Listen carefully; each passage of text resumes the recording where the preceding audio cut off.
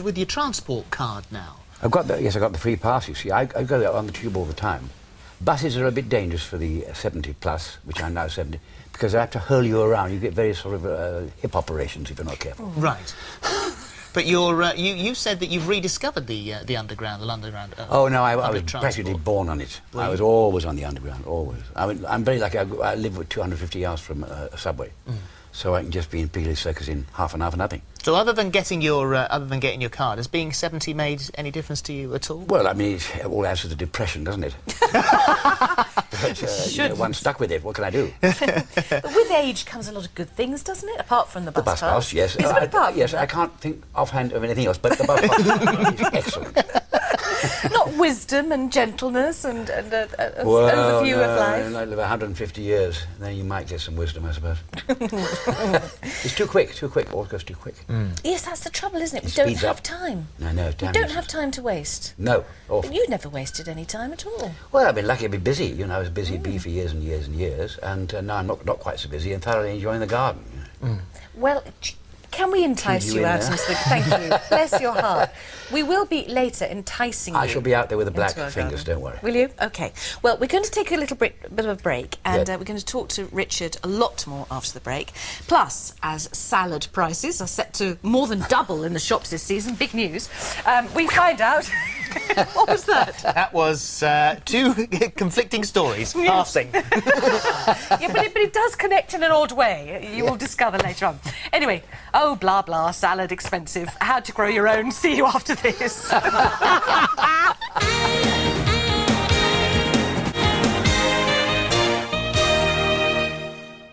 You see, Margaret, we treated you very badly today, and completely wrongly badly, and we had no right to, because you didn't do anything out of spite. I may be something, Tom, but I am not spiteful. I am silly, I know that. You tell me who calls you silly, Margot, and I'll thrash them. I call me silly. And the fabulous Richard Briers is right here now. The Good Life, of course, just will not ever fade. It's on Amazing. virtually every week, Yes. somewhere. It's amazing. We thought it would always be liked, but we didn't think it would ever take off like it did. And how many episodes did you do? Not Only many. 29, 30. Not It's many. nothing. No, well, the writers are lovely. I mean, they wrote Every Crease in Circles as well. Oh. And they said, no, we're not doing any more. And I said, well, why not? He said, well, we can't think of anything new. Well, now, of course, you know, they run them into the ground. 80 episodes, 85 episodes. So we quit on top, so the standard overall is high because there weren't too many. Yeah, it's like Fawlty Towers. Well, I Forty think. Towers is the greatest 12 example of of the them, was it? world. I mean, what a show. And they did about 8 or 9 or Yes, something nothing. ridiculous. Yeah. And the Queen, there was a sort of command performance, wasn't there, for the final one? They The arrived Queen in sitting White there. City, yeah, terrifying. We were in makeup and they got the monitors, you know. And these two huge Rolls Royces came round the corner of White City. That up was there. Bill Cotton. Yeah, Bill Cotton. Yes, yeah. And then boat. after him. Yeah, the boat. Yes, that's right. And they came at 5 miles an hour. It's so dramatic. Huge things. I mean, very sudden. And Finicky said, oh, my God, she's here. And they're coming to see us. We're like this. And so they sat in the audience seats. Yeah, I mean, they got decent seats in. Did which they? don't Did they? Because they're often pretty do. hard in studios, aren't they? Very nice seats. Very nice Yes, seats. and it was. They were all there. All the guys with the suits came down from the 7th floor. We'd never seen these people before, but our employers, you know. Yes. And they all came down, and we all lined up. But didn't Bill Cotton say to you that listen, we'll just go. It doesn't matter if there's any mistakes. Just sort of go That's go right. through. I said, what, you mean you're going to go live?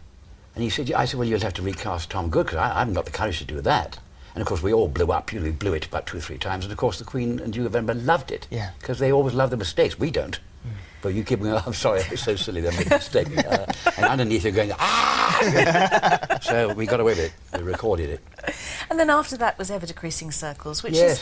is... It's had less recognition. Yes, and it's my yet, favourite. My Yes, favourite too. Yes, yes. I don't know why they don't put it on a bit Let's more. start a campaign to run that, because I there'll be a think lot so. of Give people the who Good Life don't a know rest. this. Yes. Because it was old Martin Bryce, who was your character in Yes. Decreasing, completely different to Tom Good. Yes, which Less is charming. lucky for me because I didn't get typecast, which is good. Yes, wonderful.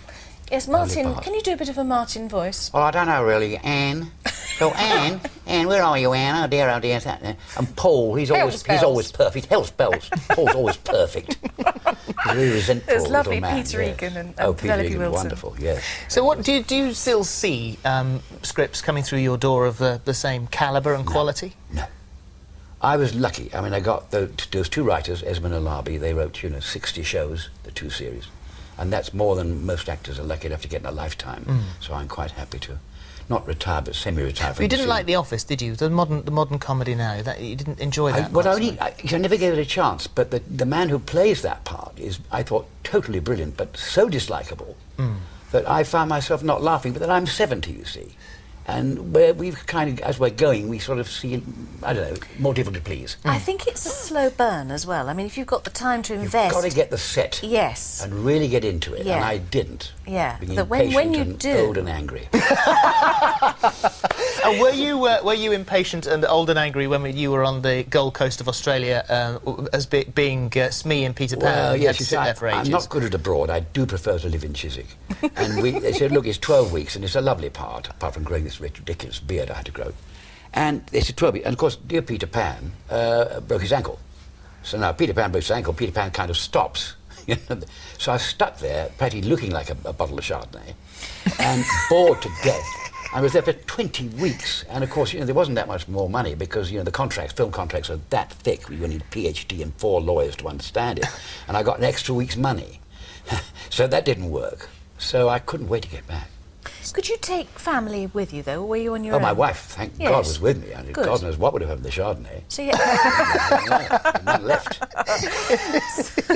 Yes, but you prefer being at home doing bits and bobs. Oh, yes. I'm a pretty dull person, really. I don't really like travelling very much. There's nice little things as well, like Bob the Builder's dad and Just Percy the played that, because Park I Keeper. just recorded that Bob the Builder study. Enormous range of talent I have, How does he sound?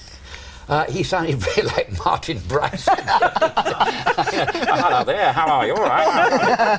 Exactly the same performance, but they pay the same money as I do it. But I mean, what a fantastic thing to have been given such a great voice, and you are the king of the voiceovers. And I used to be, yes, because I'm not so famous now, so I do about one a fortnight, which is, thank God, I'm But there. still, Of course, I yeah. speak posh, you see, and people don't like that nowadays. So the RADA voice, it's a bit rather lovely, if you've noticed. And so there are only a certain number of... I mean, my daughter's Lucy Briers, she's an actress, and she does a lot of commentaries, which are quite difficult to do technically, A, because she's trained, and B, she speaks standard English, as I do, so most people understand what she's talking about. Yes. Sometimes regional accents get so thick that if they say, war is declared, you don't quite get... And that's rather important. People should understand, like, war is declared, Yes, it would be a shame to miss that one. It would be a shame to miss it. We've forgotten to say, this is Oh, the yes, important yes. thing. You're doing Yes. a very big thing. It's very close to your heart. That's right. At the Richmond Theatre. This Sunday. Here in London on Yes. Sunday. And they're booked up, but you can go online and buy, or it's an art auction, celebrity Yes. auction, people like Dave Jacobi and Fernetta Scales, and we've got Andrew Marr and Trevor McDonald, they're all going to be there. And these are the sort of paintings, and if anybody would like to go online and bid for these celebs, I mean, I've got mine there, which is a terrific bit of art. Which is your one there? Mine You've got the is glasses on. mine is that ridiculous thing. Shooting there. star. Yes. There. Oh, It's that's rather charming, but very lovely. childish. What's the one above with the camera and the... That's brilliant. That's Fernetta Scales. Is it? What Yeah. does that say there? That says shooting star. Oh, that is a... It's all about shooting star. Oh, that was lucky, because I thought the shooting star was hidden. That's right. It's about a hospice they're building in Hampton, Middlesex, for Yes. kids who are very seriously ill. And we're hoping to raise 40,000 quid for the hospice in Hampton. And this you will be Sunday. doing what on the night? I'm going to do an impersonation of Terry Thomas. How are you? Lovely to see you. And he was my second cousin. Was he? Yeah. He was very much funnier what he thought he was than I am. And he's an extraordinary type, because he was a middle-class boy. I mean, I came from Rains Park, Wimbledon. He came from Barnet. And he sort of created this P.G. Woodhouse character. I only wish he was with us on Sunday, because he would really pack the place Oh, up. Yes. that's wonderful. And he was a wonderful personality. But being a comedian as well as an actor, he never changed. When you do a part like Martin, hello, darling, or Anne, when you come off stage, you talk like you were born. But when he came off stage, he's exactly the same sort of thing. How are you? Good. What a shower. All that went on. He never dropped it, ever. I never saw him drop it. And, he was a relation of mine. Good But he gracious. never dropped it. It's very, very odd how people do. And he dressed like that. He's a middle-class boy from Barnet. Amazing. So we know a lot more about Terry Thomas when Yes. you're on stage on the Richmond Theatre, and that's May the 16th. This coming This Sunday, for the Sunday, hospice for the kids in Hampton. Wonderful. We hope. Makes it Lovely. wonderful. Richard, hang around with us because if you don't mind, we will get you out planting salad shortly. Yes. Is that all right? I can kill as many plants as you want. Super duper. Excellent. OK, but first it is competition time.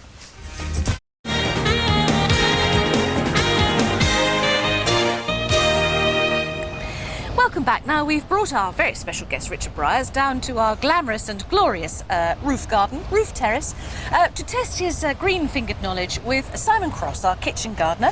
We saw you yesterday doing the tomatoes and all that, the banana skins. Very good indeed. We tried. So, Richard, you see, we brought you here because obviously the good life, Tom Good, can do anything. But what can Richard Briers do? Well, I did try in my suburban garden to grow beans. I managed to grow lettuce a bit. But I had to go away on a tour for a week, or I think it was 3 weeks, and my wife was with the rest of the family. I came back and the beans, of course, were now 11 feet in the air. I can't get to them. I had no ladder, rubber. And then I did try and dig, and the back went. So you think, why am I giving myself such hell? Why don't I go and buy some vegetables? They're not terribly expensive. Well, the trouble is that they're they now, are? this summer, apparently, that we could be buying an iceberg lettuce for £1.57. Absolutely, yes. Oh, well, I have to get back to the... Getting more and more Get the ladder expensive all the out. time. Yeah, so Simon, we don't need much equipment or a big garden, do we? Not at all. In fact, I don't think there's ever been a better time to start growing your own because people are, seeds are really available, compost, and it's really simple. But what I would say is have a go at something that's going to give you instant results. There's nothing, I think where people go wrong is they try and grow a row of cauliflowers and, they wait months and months and then they're all yellow and they're full of caterpillars. So do something nice and simple. So, What are you going to do today? let's do some rockets first of all. trendy. Very nice, yes. These are those expensive bags of salad stuff that you get from the garden centre, or the supermarket.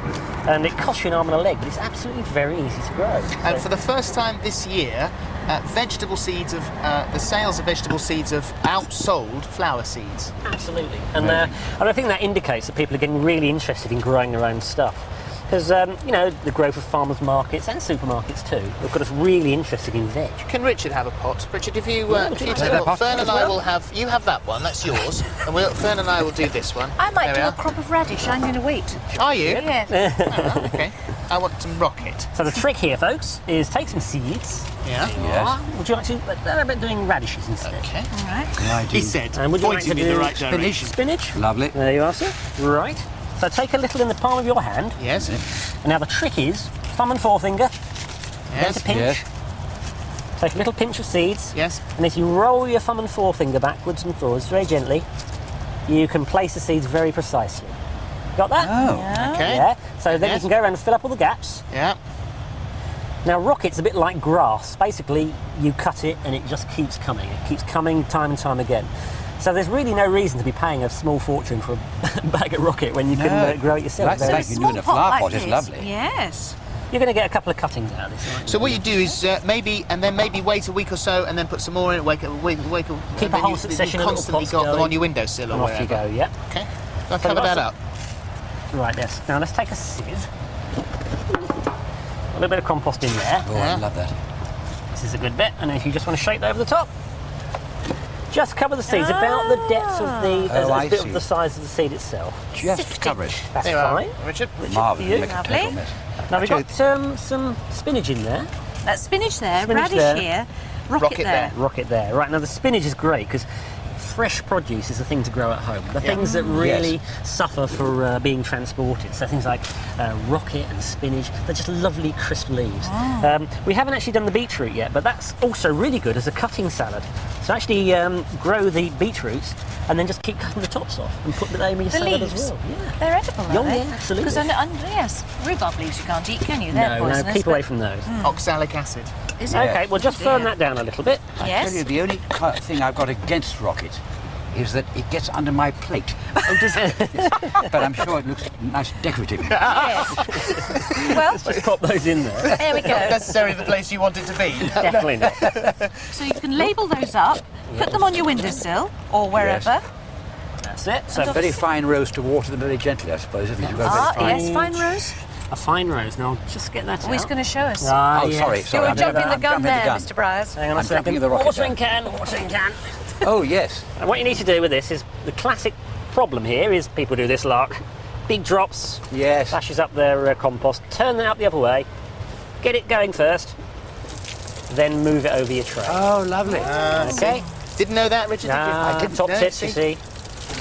And then how often would you water them before they start to sprout? Keep them damp but not wet. Like so a damp probably flannel. That's it. Yes. Yep. So probably every couple of days or so to begin with. All right, let me give you, well actually I'll give you the address at the end of this one. Oh, it is on the screen. But I'll give it to you at the end of this, because now we have to go to the news, and after the news we'll meet Dr. Chris as well. Richard, thank you. Thank you, It's Richard. fascinating. See you in a I'm going to minute. do that. I really will do that.